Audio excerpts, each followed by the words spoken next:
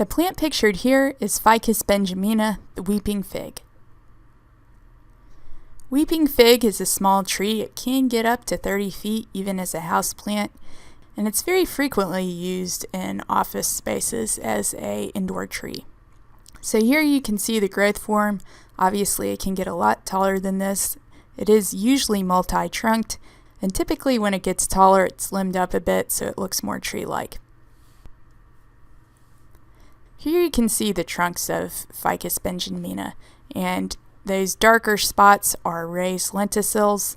Also, if you look down towards the bottom of this picture, you'll notice some adventitious roots coming off the trunk of this plant. These are both common features to see when this plant becomes large and old. Newer and younger stems have bark that looks more like this. It's sort of a light grayish brown with darker colored furrows in it. And here you can see the leaf arrangement, which is alternate. The leaves of Ficus benjaminum are usually 2 to 5 inches long, and they are elliptic to oblong in shape with a very acuminate apex. You can see how extended the point is on the apex of this plant.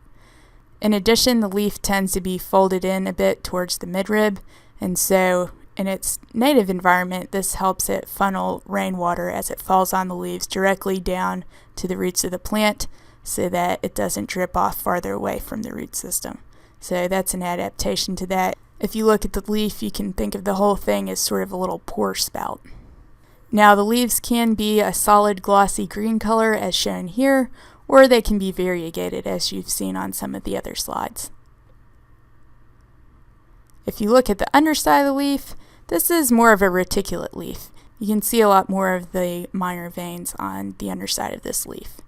Now the leaves do tend to droop downward on the plant, which is another feature that will help you identify it. So with that, we conclude our discussion of Ficus benjamina, the weeping fig.